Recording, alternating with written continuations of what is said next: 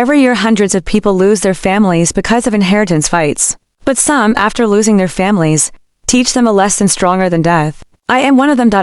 My name is Adel. In this story I'll tell how I took revenge on my family. The ones who tried to disinherit me. The people who claimed they gave me life were actually the first to bury me. Do you know who they were, my family? I have no warm memory to fill that word. For me, family was just a surname, a label, a cold sign shining in the shadow of their fortune. There was no love in it, only interest. I was a pawn who had become superfluous in their games again, years ago, because of a will. Those of my own blood cast me aside. Before he died, my father said he would leave the bulk of his estate to me. But when that promise echoed off the house walls, I became the enemy in everyone's eyes. My mother, my brother, my uncle, and anyone around us, they all changed overnight. Your father's will is wrong. You can't carry that burden, they said.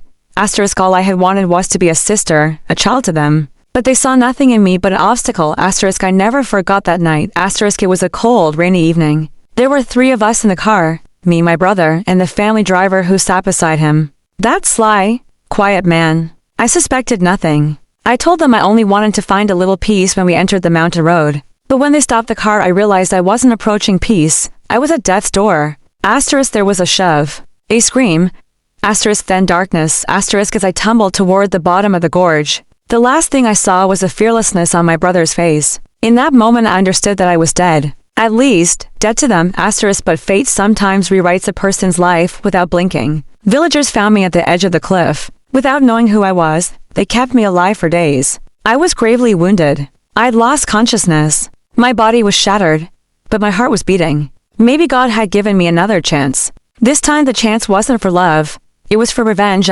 Months later, when I woke and looked in the mirror, I saw a completely different face. Burned scars, stitches, a stranger's gaze. Adele was dead. I was now a stranger born from the ashes of that dead woman. When the doctors offered me a new identity, I didn't hesitate. From that moment on, I lived under a different name as a woman everyone thought had been buried. Years passed. In the meantime, I rebuilt myself. I started working at a company. I trained.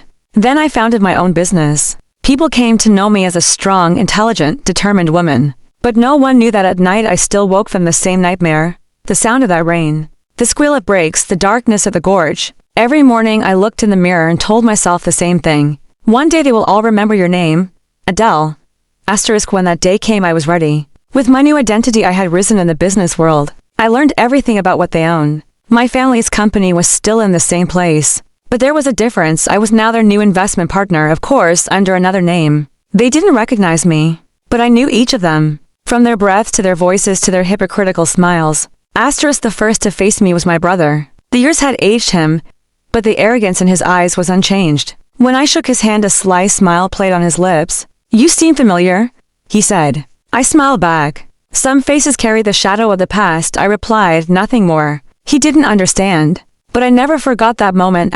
My plan would be slow, patient, and silent. Revenge grows in silence because shouting anger blinds the mind. My anger was quiet. I learned the company's internal structure. I accumulated shares. I manipulated their debts. After a while, all the shares my brother held were under my control. But that was only the beginning. My true aim was to break their hearts with their own hands, the way they had broken mine. My mother had always been colder than the rest. After my father's death, I remembered the sound of her voice in every corner of the house. Weakness is not accepted in our line. Perhaps that's why I never saw her cry. Years later, when I confronted her, she did not recognize me. She invited me as a new investor.